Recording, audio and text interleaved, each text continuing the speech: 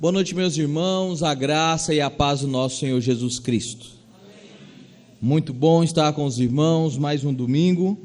A gente não estivemos juntos no final de semana passado, isso já aperta o nosso coração.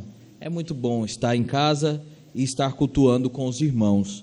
E para isso eu convido a cada um de vocês que abram as suas Bíblias em Romanos, no capítulo 8, a partir do versículo 18 ao versículo 25, retomando então as nossas exposições na carta de Paulo aos Romanos.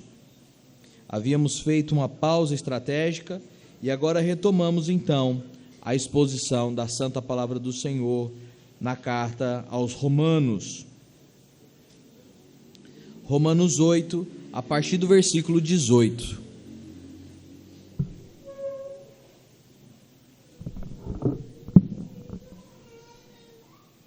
Assim diz a palavra do Senhor.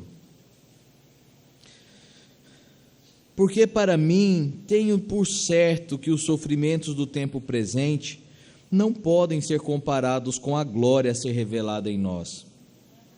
A ardente expectativa da criação aguarda a revelação dos filhos de Deus, pois a criação está sujeita à vaidade, não voluntariamente, mas por causa daquele que a sujeitou, na esperança de que a própria criação será redimida do cativeiro da corrupção, para a liberdade da glória dos filhos de Deus. Porque sabemos que toda a criação a um só tempo geme e suporta angústias até agora. E não somente ela, mas também nós, que somos as primícias do Espírito, igualmente gememos em nosso íntimo, aguardando a adoção de filhos, a redenção de nosso corpo. Porque na esperança fomos salvos. Ora, a esperança que se vê não é esperança, pois o que alguém vê, como o espera? Mas se esperamos o que não vemos, com paciência aguardamos. Amém. Oremos. Deus Santo, mais uma vez na Tua presença, nos colocamos de forma humilde, ó Deus, suplicando que o Senhor fale conosco, independentemente das nossas fraquezas, das nossas limitações, que o Senhor fale, encha os nossos corações. Obrigado porque o Senhor nos trouxe a sua casa, e por isso, abra o nosso entendimento para a santa palavra do Senhor. É em nome de Cristo, ressurreto dentre os mortos, que oramos. Amém e amém.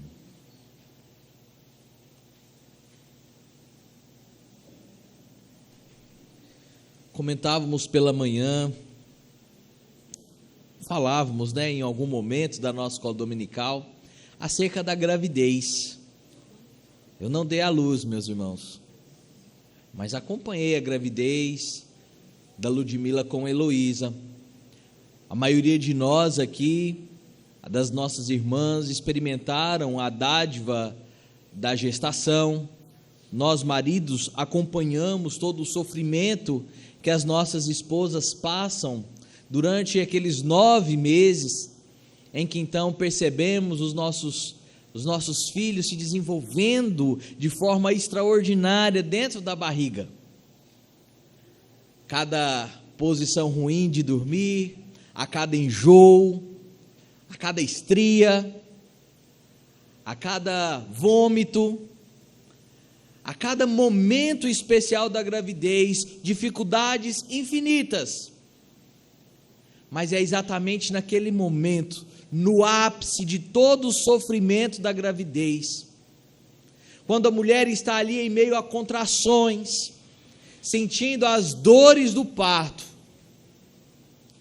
então chega o momento em que se ouve o choro daquele bebê, e parece que tudo que havia sido passado, que todo o sofrimento daqueles 9 meses, daqueles momentos que antecediam o parto, tudo ficou para trás. O que importa era ter aquele bebezinho no colo, ouvir o seu choro, sentir o seu calor contra a pele, e faz com que tudo o que havia passado fossem coisas mínimas, porque o que estava por vir, aquilo que agora estava nos nossos braços, é infinitamente maior do que o sofrimento. Essa é a expectativa que Paulo traz aqui ao povo, à igreja em Roma. Quando vai falar acerca dos nossos sofrimentos, quando vai nos lembrar do sofrimento causado pelo pecado nas nossas vidas. E é sobre isso, exatamente sobre isso, que Paulo vai exortar e confortar a igreja de Roma. Por isso, os efeitos do pecado não poderão jamais superar a glória da redenção. E Paulo nos ensina isso de 3 formas, e a primeira delas é no verso 18, quando ele começa então a falar à igreja dizendo: porque para mim tenho por certo que os sofrimentos do tempo presente não podem ser comparados com a glória a ser revelada a nós. Oh, meus irmãos, o que nós vivemos nada mais é do que uma clara e óbvia consequência das nossas ações. O sofrimento que passamos é consequência direta da desobediência de Adão ali no Éden. Aquela desobediência proporcionou todas as mazelas que são acarretadas pelo pecado. E o nosso Catecismo Maior, na pergunta 25, diz assim: em que consiste o pecado deste estado em que o homem caiu?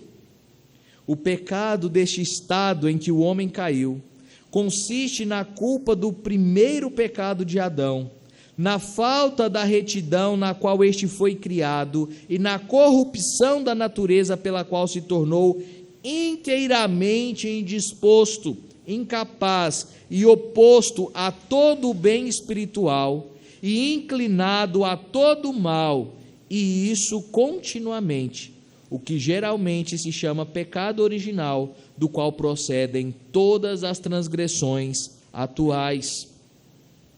Aquela desobediência desencadeou todas as coisas que nós vivemos.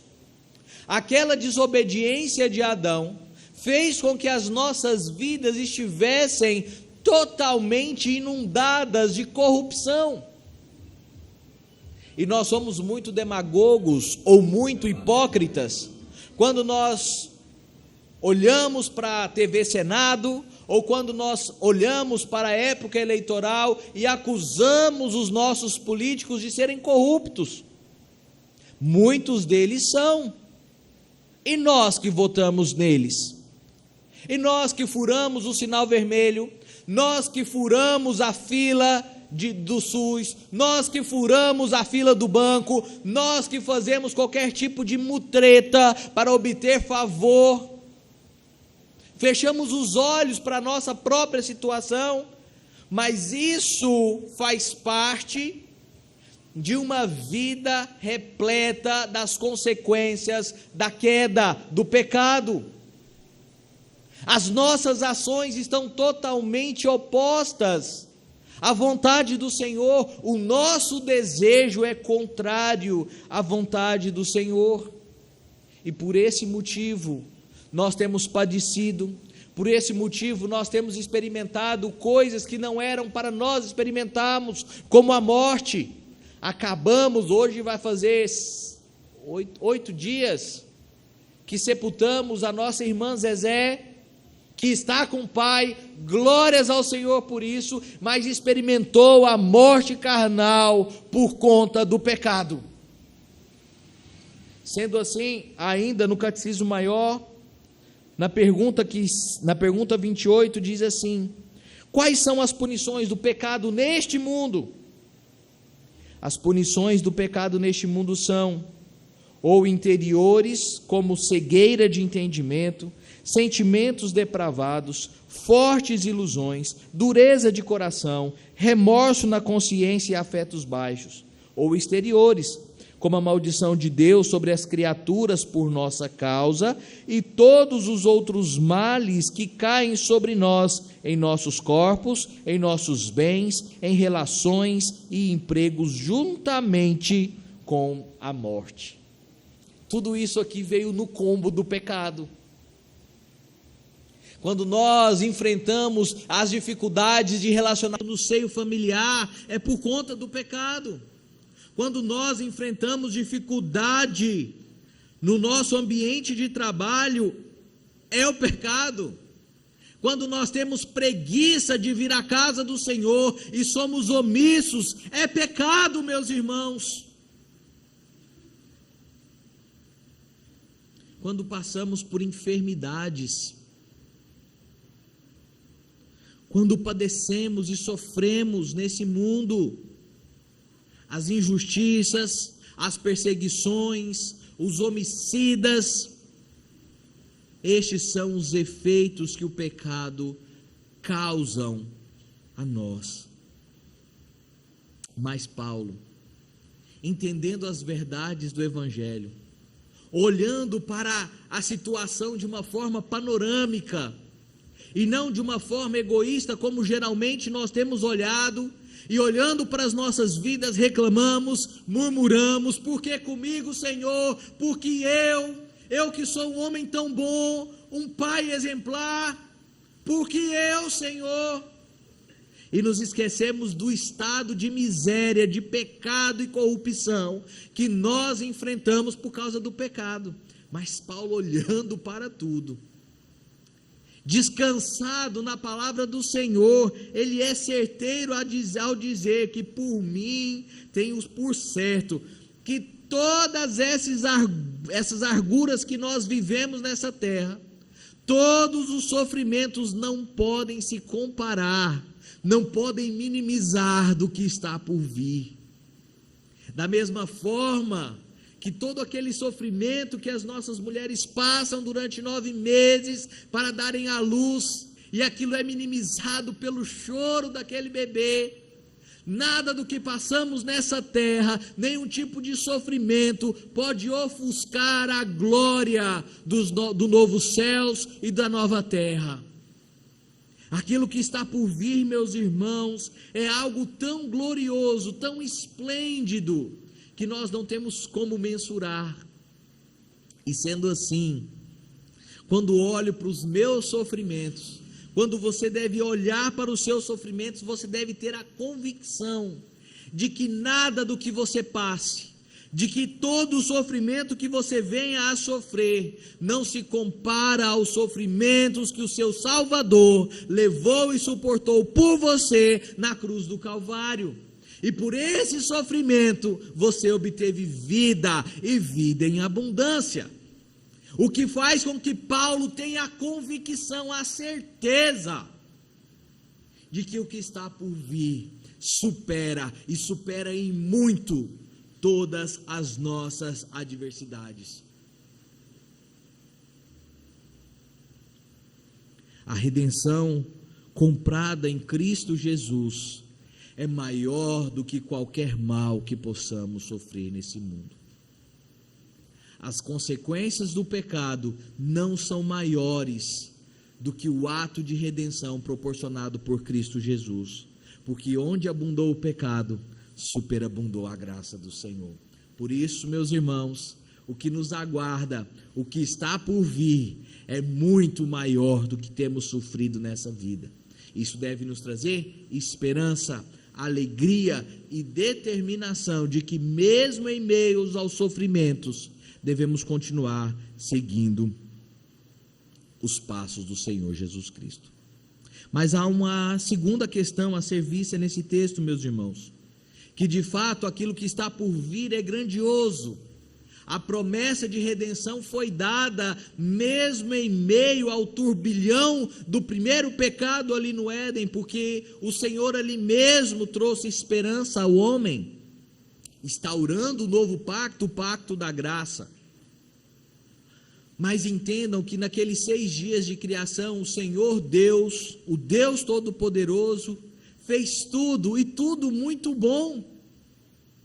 Fez tudo de forma perfeita, para que tudo pudesse servir ao homem de forma perfeita, cujo qual também foi feito perfeito.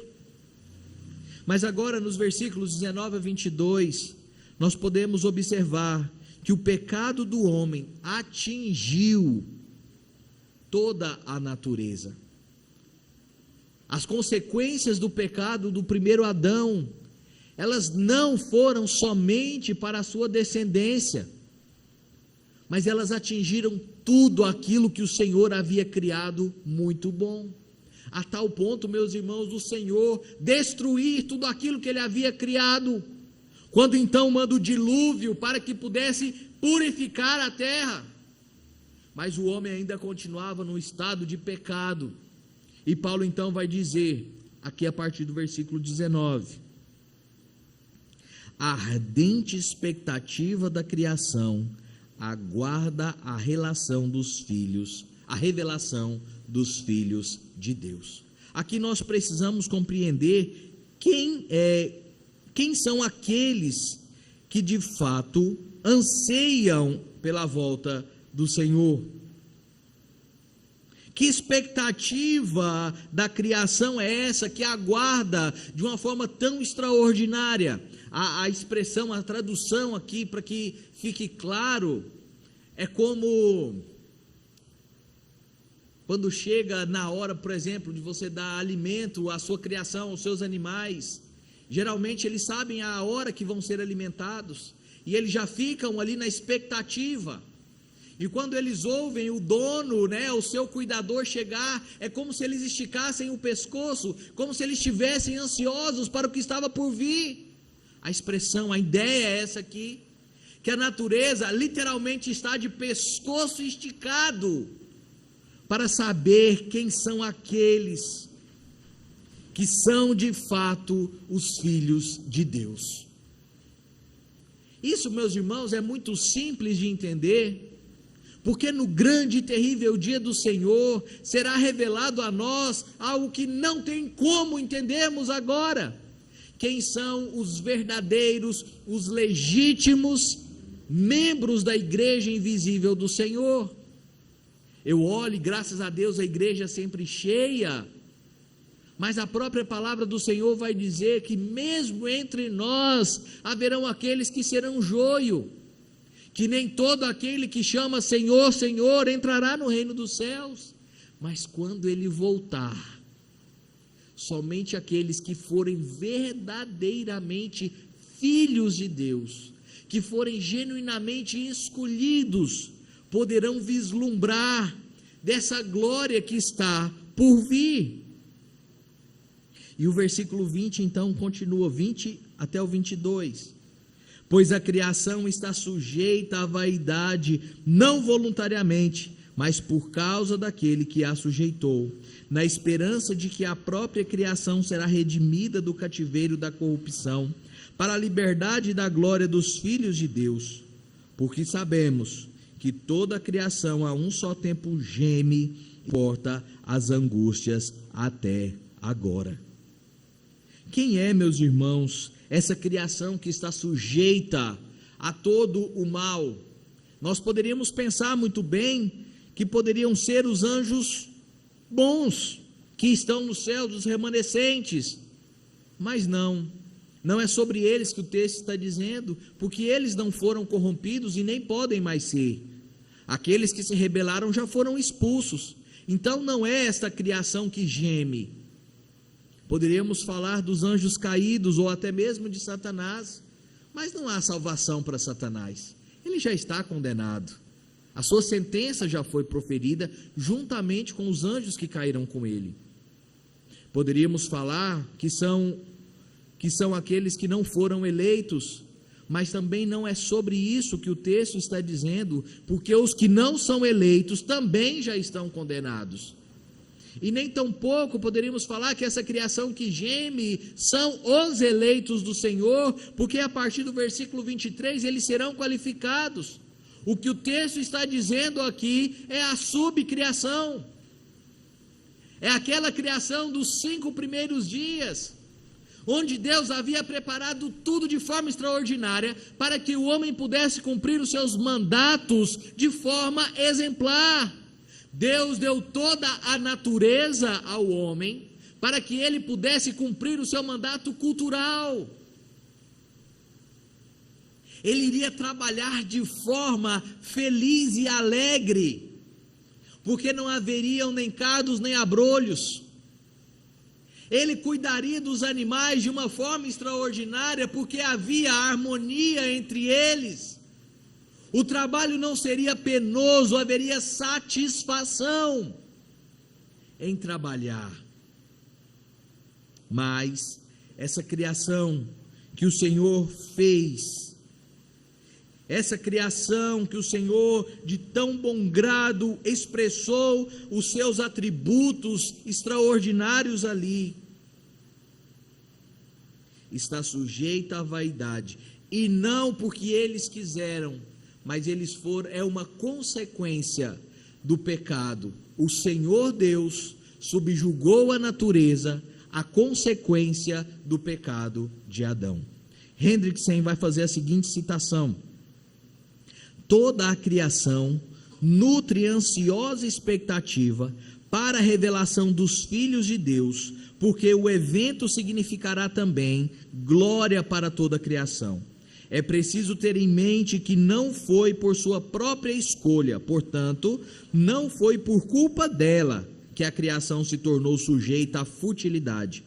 Não foi a criação irracional que pecou, foi o homem, e quem sujeitou a criação à futilidade foi Deus. Os animais não podem pecar. E aqui fica então clara a distinção: não somos animais. Podemos parecer com macaco, mas não somos animais. Somos o ápice da criação. Fomos feitos à imagem e semelhança de Deus. Sendo assim, animais, a natureza, os rios, tudo que foi criado está sujeito agora à corrupção do pecado.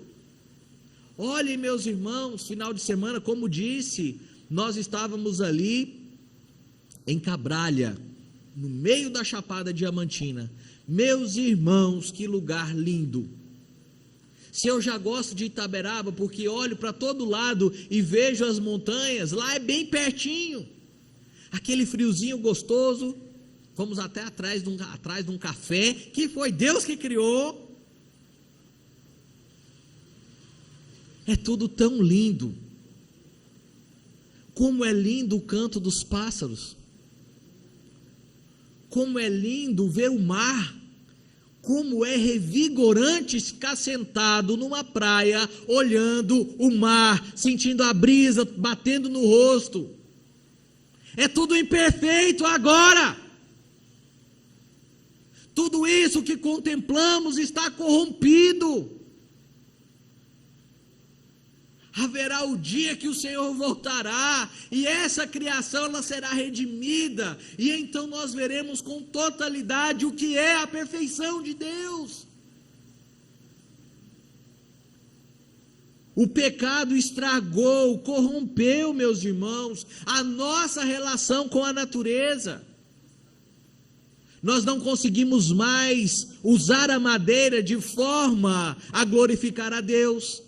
Nós não conseguimos mais usar os rios e mares a contento à glória do Senhor. Nem mesmo o ar que respiramos nós conseguimos mais usar para a glória de Deus. Está tudo a serviço do progresso. E eu não estou pregando aqui, meus irmãos, que devemos acabar com as indústrias, que devemos voltar à era da pedra. Não tem nada a ver com isso. Mas o que eu estou dizendo é que não há interesse no homem em glorificar a Deus em nada do que ele faz, e a natureza por isso geme e sofre. E aqui então fica mais claro ainda a ideia, a expressão da gravidez, das dores do parto. É como se a natureza estivesse parindo, sentindo as dores que a mulher sente no final da sua gestação. É como se ela tivesse com um grito entalado, clamando por redenção. Por isso, e o motivo disso tudo está lá em Gênesis, no capítulo 3, a partir do versículo 17. E a Adão disse: visto que atendestes à voz da tua mulher e comeste da árvore que eu te ordenara não comesse, maldita é a terra por tua causa.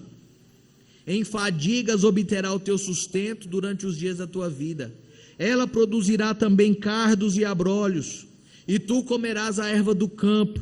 No suor do rosto comerás o teu pão, até que tornes a terra, pois dela foste formado, porque do pó, tu és o pó, e ao pó tornarás. Isaías depois vai relembrar acerca disso, lá em Isaías 24, no versículo 4. A terra pranteia e se murcha, o mundo enfraquece e se murcha. Enlanguecem os mais altos do povo da terra. Na verdade, a terra está contaminada por causa dos seus moradores, porquanto transgridem as leis, violam os estatutos e quebram a aliança eterna. Por isso, a maldição consome a terra e os que habitam nela se tornam culpados.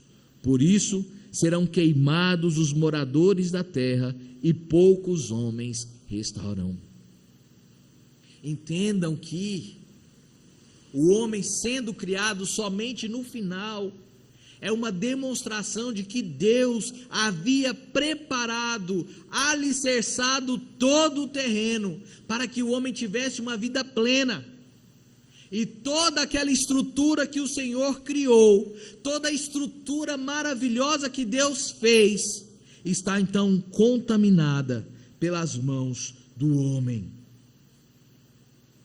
Versículo 21, na esperança de que a própria criação será redimida do cativeiro da corrupção para a liberdade da glória dos filhos de Deus. Nesse dia em que os profetas são maravilhosos em dizer e em expressar, nesse grande dia em que Cristo voltará, esta terra será redimida, a sua criação será redimida. E por isso ouso dizer, meus irmãos, que o céu será aqui. Essa terra será refeita. Essa terra será a nova criação. E nós habitaremos de forma perfeita, assim como Adão habitou o Éden. Isso tudo voltará ao seu estado primário, onde o pecado não mais corrompe, onde o pecado não mais destrói, onde o pecado não mais nos distancia da presença e da glória do Senhor. Isso é redenção, é algo refeito. Aos amantes do automobilismo, que me seguem nessa paixão, se o seu motor do carro bater, e Deus der a misericórdia que você faça uma retífica dele, e arrume, e ele fique todo bonitinho, ele continuará sendo um motor velho, que funciona agora. Mas quando nós estivermos falando da nova criação, é que aquilo que é pecado será mortificado. Na glória, nós veremos a irmã Zezé glorificada, com o seu corpo glorificado. Aqueles que nós já perdemos para a morte terrena, terão seus corpos glorificados e nós os veremos, sem nenhum tipo de mancha do pecado. E a natureza será espelho disso tudo. Esse dia será glorioso, meus irmãos. O grande dia em que o Senhor voltará. E por isso então, Paulo conclui essa perícope agora nos versículos 23 a 25, trazendo a esperança da redenção na nova criação. E aqui no versículo 23 então ele vai dizer: e não somente ela, a criação, mas também nós, que temos as primícias do Espírito Santo. E ele está dizendo que nós, imagem e semelhança de Deus, igualmente gememos em nosso íntimo, aguardando a adoção de filhos, a redenção do nosso corpo. Ora, mas você pode dizer, mas pastor, aqui ficou estranho. Como aguardar a adoção de filhos, sendo que quando Cristo se entregou na cruz do Calvário, ali já houve a filiação, ali nós já nos tornamos filhos. A confissão de fé nos explica acerca disso, ela elucida, ela interpreta acerca disso dizendo: todos que são justificados é Deus servido em seu único Filho Jesus Cristo, e por ele fazer participantes da graça da adoção. Por essa graça, eles são recebidos no número dos filhos de Deus e gozam a liberdade e privilégio deles. Têm sobre si o nome deles, recebem o espírito de adoção, têm acesso com confiança ao trono da graça e são habilitados a clamar: Abba, Pai. São tratados com comiseração, protegidos, providos e por ele corrigidos, como por um pai, nunca porém abandonados, mas selados para o dia da redenção, e herdam as promessas como herdeiros da herança da salvação. A adoção foi de fato conquistada ali na cruz, ela já aconteceu, nós já experimentamos rumores, um petisco, uma lasquinha do que está por vir.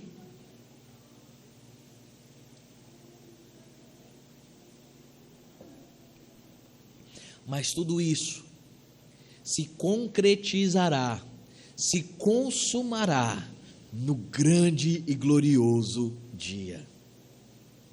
Nós então seremos definitivamente, efetivamente filhos, adotados em Jesus Cristo por Deus, desfrutando de todas as maravilhas que o Senhor prometeu a todos nós.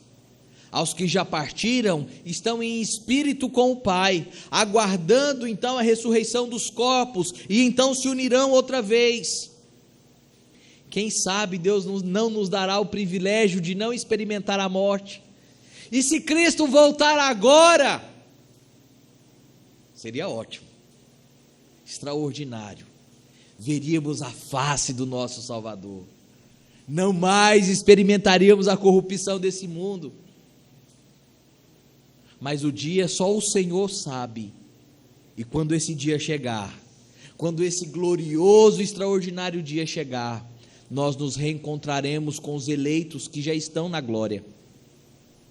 Será um dia de festa, e por isso a confissão de fé continua dizendo: no último dia, os que estiverem vivos não morrerão, mas serão mudados. Todos os mortos serão ressuscitados com os seus mesmos corpos e não outros, posto que com qualidades diferentes, e ficarão reunidos as suas almas para sempre, para a eternidade. Você consegue vislumbrar, meu irmão, servir ao Senhor para sempre? Você consegue ter um vislumbre do que é eternidade? Você consegue vislumbrar o que é a glória do seu Salvador, a face do Deus Todo-Poderoso? Não, você não pode, porque o pecado nos cega a tal ponto, que eu não consigo nem mesmo amar a minha esposa como eu deveria. O pecado me cega a tal ponto que eu não consigo amar os meus filhos como deveria. Contamina a minha vontade a tal ponto de eu ter preguiça de exercer o privilégio de estar na casa do Senhor. É porque hoje eu não posso, é porque hoje eu não quero, é porque hoje isso, é porque hoje aquilo. O fato de colocarmos Deus em segundo plano é porque não podemos vislumbrar a glória do Senhor, mesmo tendo o seu evangelho que nos explica, que nos transporta a uma outra realidade. Mesmo assim, por efeito do pecado, temos sido desobedientes. Versículo 22 então, versículo 24. Porque na esperança fomos salvos. Ora, esperança que se vê não é esperança, pois o que alguém vê, como espera? Mas se esperamos o que não vemos, com paciência o aguardamos. Essa mesma Esse mesmo trocadilho é usado ao autor de Hebreus, que não sabemos quem é, muitos atribuem a Paulo, e faz um certo paralelo. Ele vai dizer, o autor de Hebreus, lá no capítulo 11, vai dizer: ora, a fé é a certeza de coisas que se esperam, a convicção de fatos que não se veem, pois pela fé os antigos obtiveram bom testemunho. Pela fé entendemos que foi o universo formado pela palavra de Deus, de maneira que o visível veio a existir das coisas que não aparecem. Quando nós falamos, meus irmãos, que a natureza geme pela redenção, quando nós aqui falamos à luz do texto que ainda aguardamos a adoção dos filhos, é que isso, mesmo não tendo sido consumado pela volta do Salvador, sido comprado efetivamente na cruz, mas quando Cristo voltar, tudo isso será permanente, será completo. Nós descansamos e temos esperança na fé que temos na palavra do Senhor, na esperança de que esse momento chegará e essa gloriosa redenção se consagrará nas nossas vidas. Haverá o dia que nós não precisaremos mais ter fé. Haverá o dia em que nós não precisaremos mais pedir perdão pelos nossos pecados, porque nós estaremos vislumbrando a graça do Senhor. Só que isso é a eternidade. Você se preocupa com a eternidade?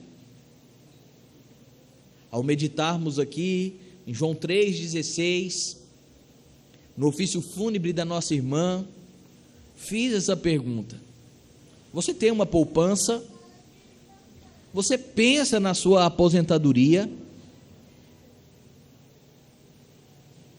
E você pensa na sua vida eterna? O que acontecerá depois que você partir?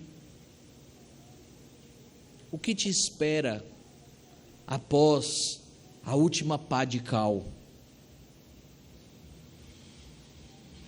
A nós que cremos na esperança da salvação, a nós que cremos na pessoa do Senhor Jesus Cristo, nós aguardamos a redenção eterna. Nós aguardamos o momento em que seremos totalmente libertos do cativeiro do pecado. Assim como nós seremos libertos, toda a criação também será, e viveremos harmoniosamente, como era desde o início, antes que o pecado tomasse conta das nossas vidas. E agora libertos, estaremos plenamente aptos a glorificar e exaltar o nome do Salvador. Maranata, que a volta triunfal do Senhor seja logo, para que possamos testemunhar, participar e usufruir pela eternidade da glória do Salvador. Amém.